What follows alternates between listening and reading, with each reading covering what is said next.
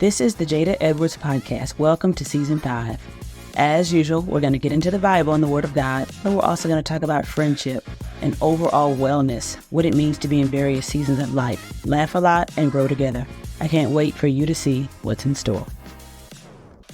Martin Luther King Jr., besides being an amazing activist and leader and teacher, he was a great writer. And we've lost that art a little bit. But there is a document that is now well known. It's called A Letter from a Birmingham Jail. And there is an excerpt from that I think rings so true for us today. And I just want to share that with you. What he says is that we will have to repent in this generation, not merely for the vitriolic words and actions of the bad people, but for the appalling silence of the good people. He says we must come to see that human progress never rolls on in wheels of inevitability. It comes through our tireless efforts and persistent work of men willing to be co-workers with God. He says, once upon a time, the church was not just a thermometer, it was a thermostat. And he uses this phrase. He said, the people of God were too God intoxicated to be astronomically intimidated. Now, that is preacher talk, okay? But what he is saying is he reminding us even years ago, what rings true today is he was looking around, having time to reflect and saying the issue is not the people who do the wrong things and make the wrong choices. It's that the people who have the power of God and who know Jesus and who know the truth and have the joy and have the peace and have the answer are too quiet. Even then, and I think that still rings true today, that we wrestle with when to speak and when to be silent and what boldness looks like, what bravery looks like. How do we do it that in a way that glorifies God and not glorifies self? How do we become so God intoxicated, so consumed with the goodness and power and message and gospel of God that we are not intimidated by anything? We don't care who unfriends us and who uninvites us, and we don't care if we're not popular. We don't care if we get a lot of likes. We don't care if everybody applauds. But we need to be bold about what God has called us to do. And so I love this letter. I read it often, actually. It's very long, and, he was a preacher, so he was long all the time. And so it's very long, but some of the ways that he thought about what it meant for the church to be active, for believers to be active and to be intentional and to not be intimidated. And when I look around our culture today, I think intimidation is a new tactic of the enemy. It's like he is finding ways to make us afraid to say something. We're so careful about what to say and how to say it, and those things are important, but not to the point that it silences us and we say nothing at all. And so what I would like to challenge you with tonight is that God has called us to a unique boldness. And it is relevant for this time, but it's also the call of the believer. There's not any particular season in history that needs it more than any other time, because the life of a Christ follower is a bold life. It's one that's brave. When I hear these stories, I think about how bravery and boldness can take on different faces. You don't have to be the loud one. If you are, then I'm with you. I got that covered.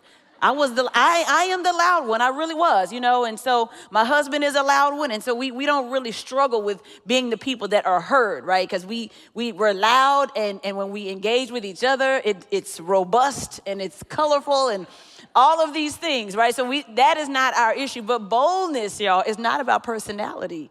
There's times that God is going to call us to be bold in ways that work against how we're wired. Sometimes my boldness is that I'm quiet when I really when I have something to say. And that's when I know it's the Lord. Because I'm like, now, wait a minute. I have many things to say, Lord, and all my points are correct in the name of Jesus. Still working on humility. And sometimes the Holy Spirit will say, I don't think you should say that. I think you need to be silent and let this thing play out. And I'm like, oh no, but I have so many good insights to add to this thing. And sometimes my boldness is being quiet. And so for some of you, that may be the case. And some of you might be already the quiet, reflective, introspective types. And the boldness might be asking God, calling you to speak into a silent place. Do something that's uncomfortable. It can look like a lot of different things, but here's the thing, it's not optional. The Great Commission that we have Jesus left disciples and said, I want you to go and make disciples. He already knew you're going to be rejected. You're going to be abandoned. You're going to be laughed at. It's not going to go well. You're going to invest in people and you're going to think it's great. And they're going to leave you after 3 years. And they're going to betray your trust and they're going to disappoint you and they're going to talk about you. You're going to question your calling. You're going to wonder if you're enough. You're going to wonder if you're qualified. All that, go. With all that, he said, go. And so the boldness for the believer is not an option. So tonight, I want to spend a few moments in the book of Joshua. It's one of my favorite books. I say that about every book in the Bible, but it is one of my favorite books because it's so much encouragement wrapped up in the book of Joshua. And it starts with Joshua being called into a new season. And we get to see how God's boldness, how God-driven courage, what it looks like in the life of a believer, regardless of personality, regardless of circumstances. And so in the beginning of Joshua, what's happened is Moses has died at the beginning of chapter 1, and now Joshua is having a conversation with God. So God has allowed Moses, a faithful servant who did his job, got the people out of Egypt and did his thing, and then his time has come to an end. He was not allowed to see the promised land because of some disobedience, some unbelief, but his time ended, and now God is having a conversation with Joshua. He says, listen, my servant Moses is dead, and so now I need you to get ready for your season, for your calling. He tells Joshua in that chapter 3 different times, I want you to be strong and courageous. Now, I think he tells Joshua that because God in all of his wisdom instructs us in things he knows we're not naturally inclined to be. So he's telling him to be strong and courageous because he's saying, I know you're going to want to be weak and afraid. There's going to be things coming at you that are going to speak to the fearfulness and they're going to intimidate you. So I'm telling you, Joshua, be strong and courageous. And the last time he says it, he says, only be very strong and courageous. So God repeats himself 3 times with a very important message because he's about to send his servant into a new season.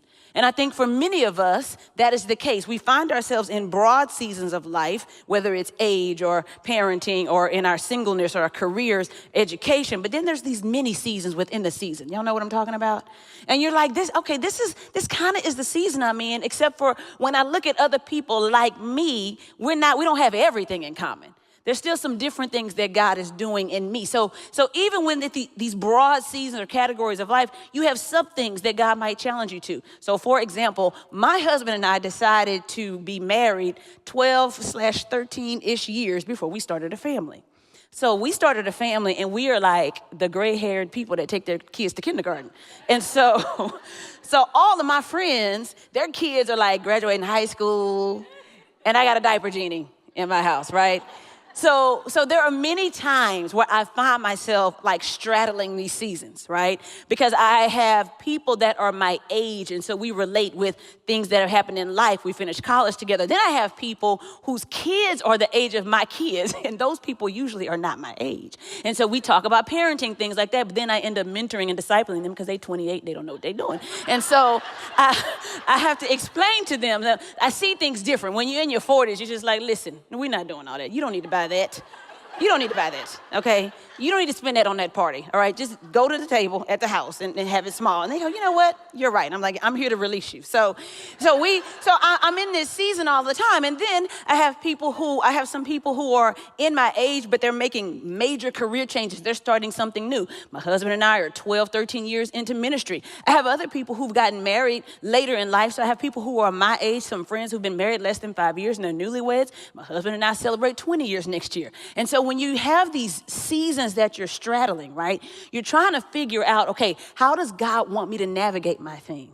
And that's why the first thing that I really want to share with you about this story of Joshua as we talk about what it means to be bold, what it means to be brave, is that very often we're going to be called to do what's unprecedented. You're going to be called to do what's unprecedented because you will never have your life line up exactly like someone else's. There's going to be so many nuances to your life, but here's the beauty of it. God has crafted your story, the highs and the lows. He has crafted your personality, your gifting, your experiences, your passions, and he's created a beautiful recipe to create something for you to do in this period of time. And if you waste time trying to say, well, at this age, I should look like this person. Or if my kids are this age, they should be doing what this family is doing. Or at this stage in my career, or this is too late to be changing careers. Or why don't I know what I'm doing? Or I should have been ahead of this by now. If you start doing that, you'll miss the thing that God has for you because you'll be trying to imitate what he's got for somebody else. So being bold, God is gonna call you to do unprecedented things. That means he's gonna bring community in your life. He's gonna bring people in your life that might line up with maybe 2 or 3 things. But there's not gonna be somebody that lines up with everything. That's why we need community. It takes a group of people. It takes my whole tribe. I've got like 9 girlfriends, and my husband says that's the largest small group of friends I've ever heard of in my life. And we talked about this because when I got married, he was like, okay, we're getting married, y'all, and in our 20s and just trying to do all the things in a wedding. And so I was like, okay, I'm just gonna have my closest friends as my bridesmaids. He was like, how many is that? I was like, 10. He was like, you have 10 friends? So I was like, actually I have 15, but the other 4 or 5 will be hostesses. So but I'll have 10. And he just thought, I was extra, and it was legit because I am extra. But I was like, no, these really are my friends. And so it took these 20 years of marriage for him to see that I still hang out with those 10 friends, or still my core. I'm like, no, I need all 10 of them because I'm just that fragmented where I need these 10 women to each minister to some area of my life. I mean, I don't have that much that lines up with one of them. Some of us are single, some of us are newlyweds, some of us have kids, some of us don't. I mean, we're all over the place. And so in our little group, we have little groups of 3. You know how in your friends, you have friends within your friends? And so y'all know what I'm talking about because 4 of y'all will be at dinner, but only 2 of y'all know the whole story about something. Y'all are laughing because you're guilty. And so you're sitting there and you're talking and you're like, oh yeah, I remember that one time we all went, and everybody's laughing and you and the one friend are like, because there's always like a group within the group, right, that knows a little bit more. But maybe in the next story is you and another person that knows the whole thing, right? That's why you need this tribe, you need this community, because when God's calling you to do unprecedented things, he's gonna bring multiple people in your community that's gonna encourage you. It's not gonna be, rinse and repeat is not for the Christian life, y'all. It's not. He's like, I don't need you to take a template or a mold from somebody else. He didn't tell Joshua, hey, Moses is dead. Will you take his playbook and do everything that he did? He said, no, Moses is dead and he did his part and he served his role. But now, here's what I have for you. And he gives him some promises. He says, every place your foot treads, I'm going to be with you. I'm going to allow you to conquer. I'm going to give you victory in my name. And he makes all these promises. Then he says, but be strong and courageous. So when I'm reading this, I'm like, well, God, if you're giving me all the victory and all the wins, why would I not be strong and courageous? Because he knows that even when I make these promises, the frailty and the weakness in your humanity, you're going to still doubt me. You're going to forget. And you're going to have a great moment at church, and you're going to have a great experience and be like, God is good. He reigns on the throne. And then something is going to happen the next day, and you're like, I can't do it, God. It's too much. I'm just going to stay where I am, Lord. You know what? Let me pray about it. And prayer, that's the best way to drag your feet in the name of the Lord. Because that's what we use prayer for. When God is like, go, you're like, I just want to pray about it. He's like, yeah, but the prayer is to get my answer, and I'm telling you what to do. And so we still find a way to drag our feet. We come to our groups like, will you just pray for me because the Lord's already told me what to do and I don't want to do it? We need to be honest. So we have to be willing to do unprecedented things. That's the boldness that God is going to call us to. Here's the difference. God commanded Moses to send 12 spies to check out the land, but Joshua only sent 2, right? So Moses' spies traveled this huge territory. They had to traverse this large piece of land, and Joshua's spies were very direct. They focused just on Jericho. Moses' spies brought back fruit and not a good report. Joshua's spies brought back faith. Moses let his spies report to the entire congregation, and Joshua was the only one to receive the report of his spies. His spies went out on the premise of a possibility, but Joshua's went out on the premise of God's promise. And it's not to compare that one is bad and one is good. It's just that one is right for this season. And if you try to pull back from something someone else did from the last season, you won't be doing the unprecedented thing God's called you to do. He does not bring children of God into this world. He does not give us salvation and the hope of Jesus Christ so that we can repeat the life of someone that's gone before us. He says, I'm going to call you to do unprecedented things. So we have to make sure that the things in front of us, we don't allow them to contradict what we know God's called us to do. You can't let what you see distract you from what God said. Because sometimes it's the thing in front of you, and right when you get excited and you know you can do it, you get that text message, or you're reminded of a past failure, or you're looking at something that makes everything seem impossible. And God's like, I already knew that was coming. That's why I said be strong and courageous. That's why I gave you my promises, because I knew that the reality of life was going to come crashing in, and I needed to make sure that my word would rise above all the realities that are facing you. So we're going to be called to do unprecedented things. You can be influenced by someone's life, but we're not called to imitate. Second thing, being bold means that we have to go to unlikely places. Y'all say unlikely places. Okay, now I like a talking, unlikely places. There we go. All right. We have to go to unlikely places. Now, verse 2, chapter 1 of the book of Joshua, it says, Then Joshua the son of Nun sent 2 men as spies secretly from Shittim, saying, Go view the land, especially Jericho. Now, this was interesting because there was a large territory that God was promising the children of Israel. But in this particular move, Joshua sent spies to go specifically to Jericho. He asked without hesitation. He's like, okay, let's go do it. But there's a strategy to what he was doing here, right? This spiritual strategy to what was happening. It was an unlikely place, but it was a strategically smart place because Jericho was considered the strongest and most fortified city in Canaan. Now, because of that, the reason why it was considered so strong and fortified is because actually it was so low below sea level, it was hard to attack. As a matter of fact, at the time, it was considered, still to this day, considered the lowest city on earth. So it was low, hard to attack because low places, right, are easy to defend, but they're hard to attack. And so this was a very intentional, strategic thing. And there were people who at the time would have said Jericho wasn't the wisest place to go and spy out. But Joshua said, I know that God is calling me to do something unprecedented, which means I'm going to have to go to an unlikely place. Now, I'm just wondering how many people here are wanting to do something bold for God, but they want to do it in their same comfortable place. Guys, like that don't even make sense. Well, I mean, you in your place with your fuzzy socks on and your pajamas, and life is good. And I'm going to call you to something that's unprecedented. I'm going to send you into an unlikely place. And I just wonder what space God might be calling us into. I wonder how God might be pushing us. And this is more than just what the world calls getting out of your comfort zone. I'm talking about places that only would make sense when you explain God's story in your life. And if you talk to people who really are living passionately for God, most of them will say, I never thought I'd be here. That's because God was like, yeah, I know, because your thoughts, my thoughts, they're not your thoughts, my ways. And listen, nobody ever says, from the time I was 2 years old, I mapped out my whole life and I knew this is how it would end up today and here's how God has used me. Every time they're like, I thought I was going to be here and then God took me here. And then I came here and took this job and then I got here and God allowed me to be laid off. And then I came here for this and this. That's what happens because we're willing to go into unlikely places. I heard the young woman earlier talking about her hesitation going into ministry.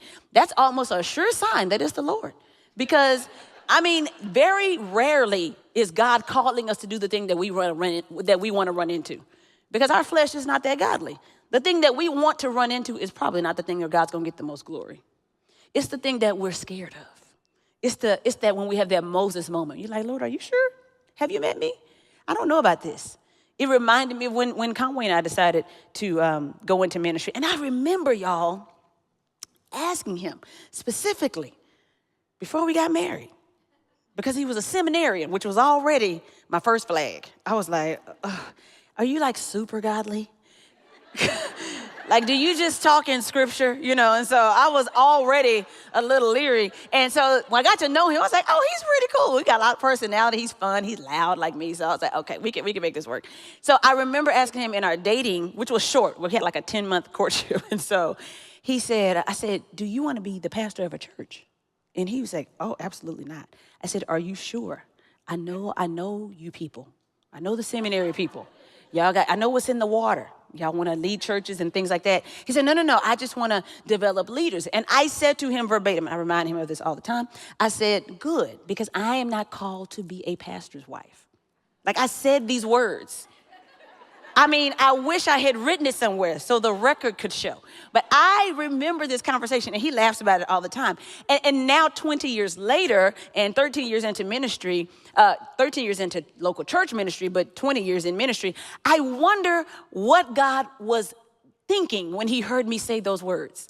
And he's looking at me at this point in time and saying, oh, girl, if you stick with that mindset, you're going to miss what I have for you over here. Because where I'm taking you is an unlikely place. You're resolving in your heart now to never do something, and it's the very thing I'm going to call you to do. Because the thing that we are afraid of, the thing that we feel unqualified for, is so often the way that God is going to get glory in our lives. Because if we're too qualified for it, if it makes too much sense, then it'll look like we know what we're doing. And we'll mess around and give ourselves the glory. And somebody will say, how did you get here? And you'll say, oh, it was my hard work. It's because I made these sacrifices. It's because I worked hard. I was strategic. I networked. I didn't get any sleep. I did this. I did that. And God is saying, listen, your skills and your qualifications are secondary to my sovereignty. And so when I put you somewhere, I need to make sure that you don't accidentally give yourself too much glory. So let me set it up for you. So that when you tell the story, they'll say, oh, Lord, that had to be God. That had to be God. She has no business up here. I sure do not. But for the glory of God. Because he's going to call us into unlikely places. He's going to call us into places that don't seem logical in the scope of our lives. I'm not just talking about uncomfortable. I'm talking about the thing that didn't even cross your mind. There's going to be spaces. There's going to be times he calls you to minister first to your family. Because you got people in your family that's not saved. And you're more passionate about talking to strangers about Jesus than your family. Because it's hard to talk to family about Jesus. They know your history. They know your whole life. And they're like, oh, now you saved. I remember, you're like, wait, hold on. New creation and all that. Hold on, Right? It's hard in some spaces. It's hard when God is calling us to go back into relationships we'd rather not revisit because they're painful. And he's saying, yeah, but I want you to be loving and I want you to be forgiving and I need you to be a reconciler in this space. I want you to be the one that leads the way. And I know that your mom or your dad maybe didn't handle it right, or maybe you've got this pain from this friend, but I'm calling you into this unlikely place because this is how I'm going to get glory in your life. So it's not always something on a grand stage, but it's certainly going to be an unlikely, unexpected place. Physical places, workplace, school, ministry. Sometimes it's an emotional place. Our hearts can be fortified, just like Jericho. And we're like, you know what, God, I'm good. I don't need any new friends, no new close people. Just everybody be out there at a Jesus distance. And it's fine. You know Jesus distance. We're not friends. We're just like, how are you? I'm like, God is so good. He's so great. And really everything. Yeah, I mean, the favor of the Lord, he's just been like in my life. And, I'm just in a good space, with the Lord. You're just like, you haven't said nothing. Right. And we can have like long spiritual conversations and not say anything that's revealing. Right. And so we can just keep this really healthy distance. It was before social distance. We had spiritual distance. We just be out there, on the fringes but don't get in my life. Right. But he's going to call us sometimes to those unlikely places because here's our third idea, that in order to be bold, he's going to ask us to interact with unlikely people. In order to be bold, to live a brave life for the glory of God, he's going to ask us to interact with unlikely people. Now, we all know in the story of Joshua, my girl Rahab, Rahab is the stuff, y'all. She's good stuff. And I love her story because she's not a church girl, right? I mean, she's far from a church girl. But she was used greatly by God. Joshua and his spies had to interact with an unlikely person. I don't know that when they went to spy out Jericho, I don't know that when they went to conquer Canaan and stand on the promises of God, that they thought they'd have to make an ally amongst their enemy. Forget the fact that she was a harlot or a female or all these things that didn't make sense. She was of the enemy. And then they had to befriend her because they needed her.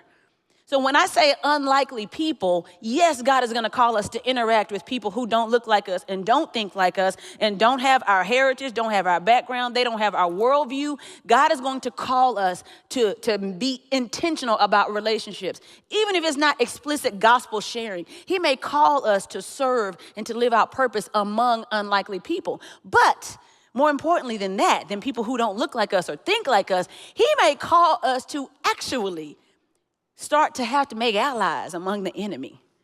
These are the people who you are vehemently opposed to. Like Joshua is like, I'm about to destroy your entire city, your entire land. But somehow God set it up where they actually needed her in order to be successful in the way God had created their plan. So unlikely people. Yes, she was a female. Yes, she had a background that didn't seem like it would be compatible with Joshua and his spies, but God used her, used their willingness to connect with her, to form some level of relationship or partnership with her so they could accomplish God's plan. And here's the thing. If you walk into that city, if you walk into that space and you start discounting people, you say, nope, not her, not him, nope, nope, nope, you might miss how God is going to work out his calling in your life. Because they could have walked in there and be like, oh, not her. I mean, no. A, female. B, prostitute. No. Okay, so we need somebody that kind of looks, let's keep looking. And they might have walked right past the open door that God had for them. Because doing bold things requires us to interact with unlikely people. So Jesus demonstrated the same philosophy, right? It's Jesus and the tax gatherers, that whole thing. But here's the thing I think is a wrestle for us, y'all. In our society today, the way that we are getting into our thinking, our own kind of homogenous way that we see the world, we're kind of getting into this space of if you disagree, or if we don't think the same, then we don't really know how to engage and interact in a healthy way with people who don't think like us. It's becoming, I think, increasingly polarized in many different areas. You know, is it virtual or is it in person? Is it this or is it that? It's like all of these things. It's like every single issue becomes some opportunity for division. I was watching this movie. Have y'all seen The Social Dilemma? Oh my gosh. Go watch The Social Dilemma. I didn't even have Netflix. I was like holding out because I don't know if y'all know Enneagram. I'm an Enneagram 4. So just to be going against the grain, I do things just because I'm like, if everybody else is doing it, then no. All right, so I didn't even have Netflix until like a month ago. I was like, cable is fine. I love cable. That's fine. Then this movie comes out. And I was like, this is like the 10th movie I've wanted to see. It's only on Netflix. So I subscribed to Netflix, y'all. I drank the Kool-Aid. And I would just like to submit that Netflix is like crack. Okay? Because once you subscribe and you can watch it everywhere, every tablet, every device, it's just, you look up and you're like, I've watched 8 seasons of The Office. I didn't even know there were that many seasons. That like, I forgot how funny this show was. And when that comes, I mean, before the credits finish rolling on the next episode, it's got the next episode queued up. And so then you're brushing your teeth and you're like, what? Oh my gosh. And then you're like trying to do it because you're watching Netflix. It's like a gateway drug. Oh my gosh. Anyway, so it's really ridiculous. And I keep telling myself, I'm going to cancel my subscription just to prove that I can. And I have yet to do that. So, and then I tell myself, oh, but then I have to call. It's on an auto pay. It's recurring. You know, you start telling yourself why you shouldn't do it. So anyway, I'm watching this movie, The Social Dilemma, and it's really good because they're talking about just the role of social media in our lives and the kind of the strategy, the behind-the-scenes strategy that large organizations are using as they are keeping us attached and connected and engaged with social media. All of the things that they have, these goals that they have to keep us scrolling, to keep us clicking through, to keep us divided. So I knew that many of these organizations have a goal for high engagement, right? They want you to click through everything, and they got a recommended video. As soon as you watch that, then you should try this. And it's like they're listening, because as soon as you think, I need black boots, then you get an advertisement for black boots, and you're like,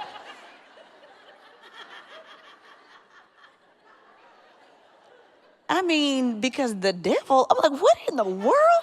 I mean, literally, you'll be talking about it, and all of a sudden you're like, I mean, well, maybe I should get these boots, you know? And then you get sucked in. And so I knew those things. But what was interesting was when they explained kind of how algorithms work with what we see in social media. And they were explaining how as soon as you like something or even look at it for longer than some set number of seconds or minutes, and they decide, oh, you like this kind of content, well, what happens is you continue to get more of that content, right? And so over time, they're saying what was meant to have some good intention to kind of customize your social media experience to keep you from having to navigate this ocean every time you logged on, to give you things that kind of spoke to what you're interested in, that may have been the intention, but what it's created now is people who really have the inability to understand that other people might think differently.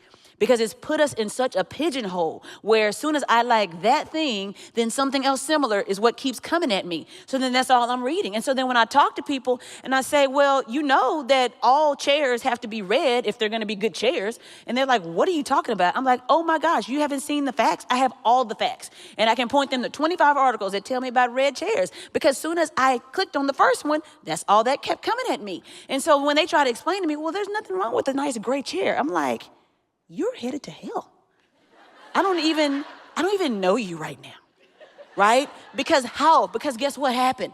They believe that gray chairs are the best chairs, and as soon as they clicked on that, that's all they started getting. Gray chairs, gray chairs, gray chairs. And so what happens is, instead of us all having access to information, like back in the day when you had your encyclopedia set and you could go and figure out, everybody had the same set of information. If you don't know what encyclopedia sets, for those of you who are under 25, go ask somebody, or you probably can Google it.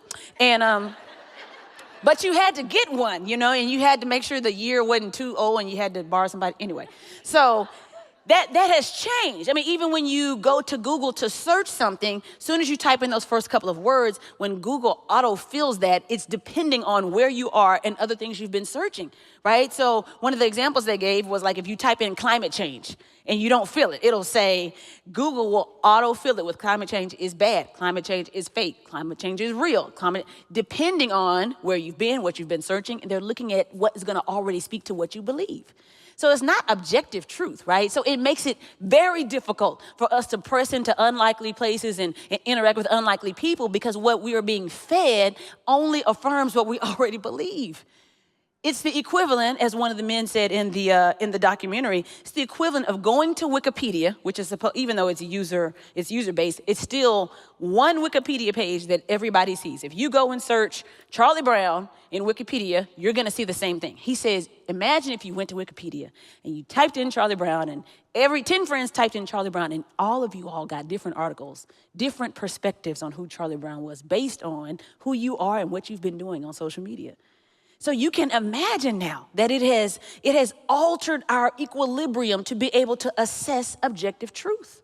So when God might be challenging us and pushing us to be in places that are uncomfortable, interact with people, have people say things to us, and they don't say it in the right way, and they don't say it in a loving way. And sometimes they say it ignorantly, and sometimes they say it maliciously, and we can translate that and say, okay, I hear what they're saying. I don't like how they said it, but okay, what is there a seed of truth in here? What is this person trying to say?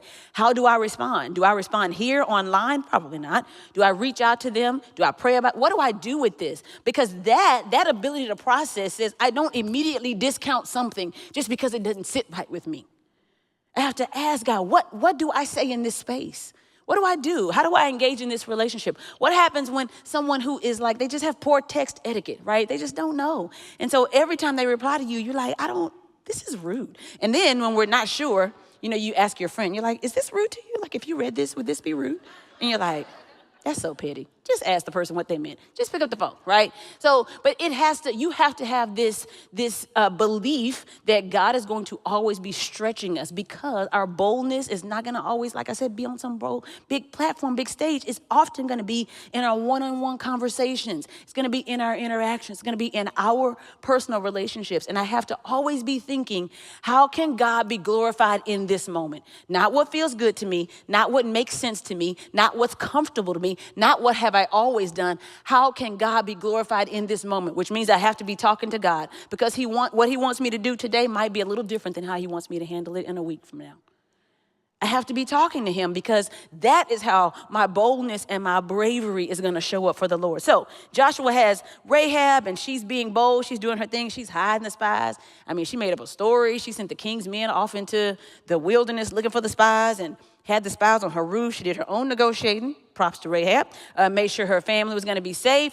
I mean, it was crazy, right? This Rahab person that ends up being their ally and kind of a critical point, a critical part of their strategy, a critical part for her, the salvation of her family, and she allowed them to spy out this land that Joshua sent them for. But she also had to walk in some faith, right? She had to wait for them to return and the whole 9 yards. And so, unlike a relationship with her, unlikely response from her, and then she winds up in the lineage of Christ because this woman had faith. She had a heart that was already open to God. Here's the thing, again, if you just look past the people that don't make sense to you or don't vibe well with you, you'll miss it. Because when she started talking to these spies, she said, I know, in verse 8, that the Lord has given you the land and that the terror of you has fallen on us. She said, when we heard it, our hearts melted. Now please swear to me by the Lord. This is a woman from a pagan, highly sexualized society. And now these men come to her and she says, I know your Lord is will. Our hearts melted.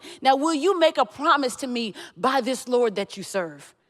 Like they could have missed a gospel opportunity just because they walked past somebody that didn't make sense to them. So this is not just about you saying, I want to broaden my circle of friends. Y'all, this is about divine moments that God is creating for us. And they're not going to always be with people that make sense to us and people that think like us and people who grow up like us. But we cannot just walk past what's uncomfortable or what's unlikely because we might miss what God might be wanting to do in an unprecedented way. So they have this relationship with Rahab, changes the game, obviously, for her life, and she becomes an important part of this story. So, unprecedented things, unlikely places, unlikely people. And lastly, it's because God is going to call us to serve an unlikely purpose. An unlikely purpose. Things that might not always map out, but God in his grace seems to work it out some kind of way. My life is pretty busy, and people ask sometimes, oh, you're doing a lot. How are you doing so much? And a lot of times it's because people view your life through their own capacity. And so if they're not comfortable with how you're doing in your life, then they want you to make adjustments so that they feel comfortable. Oh, you need to do something different, or that's too much, or you need to kind of get some rest, or you need to do this, do that, which is true. I mean, I'm all about the rest. But I also know me, right? And I am a bit scattered. I'm a bit scatterbrained. And so God in his sovereignty gives me 50 things to do all the time. Because I'm the kind of person that probably would make up stupid things to do if God didn't give me good things to do all the time. Because I'm scattered, and my son is the same way. Sometimes he's just jittery, and I'm like, you know what? Go run a lap around the block. You just need to go do some jumping jacks or something. It's just energy, right? And so when people say, okay, you do this for church, or you teach, and then you have kids, and then you're over creative ministry, you do worship stuff, and you over dance, and you over vocals, and women's Bible study, women's conference, I'm like, all the things. Bring all the things on, right? Now, I'm not doing it myself. I have teams and all that stuff. But I remember as a kid loving all things creative and loving music and loving dance. Not a dancer, but certainly love dance and love how it can be used in a creative environment. Love drama, love acting. Not an actor, but always was like, dang, gosh, the church needs these things, not the world. And I remember thinking through all these things. And I remember when God called me to teach the Bible with 2 Timothy 4 to preach the word and be like, yes, this is my calling too. And I remember y'all almost feeling depressed when I was like, God, but everybody else has this one thing they know they've been called to do. What are you going to do with me? And I've got all these pieces, and to me, they're all part of my passion. Only God could put me in a place where I oversee a creative ministry, where I get to teach women, where I get to disciple, where I get to enjoy my family, where I get to be in ministry and still have my downtime, where I get to have a free spirit but still have structure in what I do. Only God can craft your life, right? He can take all the scattered pieces and make them make sense.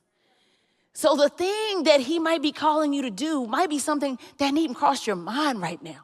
So you have to say, God, what unlikely thing might you be asking me to do? I don't want to limit you with what's logical. I don't want to confine you to what makes sense. Maybe there's some part of you tonight and you know it's like this untapped thing, this unrealized passion, and you know it's a God-given passion. And maybe you're doing 2 of the 3 things or 3 of the 5 things, and you're like, but God, but do I have time for this? Or can I still do this? Or am I too old to start doing this? Am I qualified enough? Or I'm so busy. I would challenge you to submit that to the Lord tonight. He has not given you any passion in your heart. He's not giving you any aspect of your story that will be wasted. Nothing is wasted with God.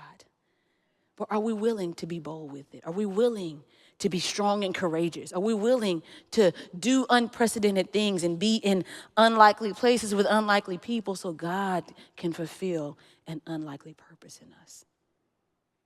You know, my son is, he's a bit of an entertainer, but he can still have a little shyness to him. And not too long ago, our children's ministry asked him to get up on stage and help with some storytelling.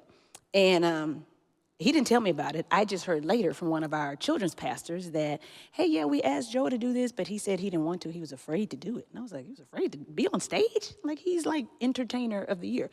And so I said, okay. And I remember going home and asking him, I was like, Bud, why did you not want to get up and tell the story and be a part of story time? He was like, I was just afraid. I said, but you like storytelling. Yeah, but what if I messed up? And what if people laughed? And I just thought it wasn't going to go well. And I was like, dude, you are 7. Your anxiety level, we got to talk about this. And so he's an overthinker at 7. And so I said, okay, I understand that you're afraid. I said, but, we talk about Joshua being strong and courageous and all that. But I also told him, I said, anytime God gives you an opportunity to do something and you know that he's made you good at it, we say yes. I said, even if it feels uncomfortable. If God gives the opportunity and God has made you good at the thing, we say yes. He said, okay, all right. So about a couple of weeks later, they asked him again. They was like, hey, do you want to do story time? He's looking at me. He's like, I'm looking at him like, we've already talked about this. And it's not because he needs to do ministry. It's not because he needs to be on stage. I know what he's good at. And so I said, and fear cannot be a deciding factor. And so I said, what are you going to say? He was like, I'm going to do it. I said, okay. So we talked about it. We tried to pep talk. And I'm like, you can do it. Knock it out the park. God has made you fearfully, wonderfully, strong, courageous, giving him all the pep talk. And he was like, I got it, Mom. I was like, all right. I'll just go sit back here. And so he was like, no, you can't be in the room. All right, I'll leave the room. So after it was over, I asked him, I said, how was it? Did you feel strong and courageous? He said, no, I was still scared.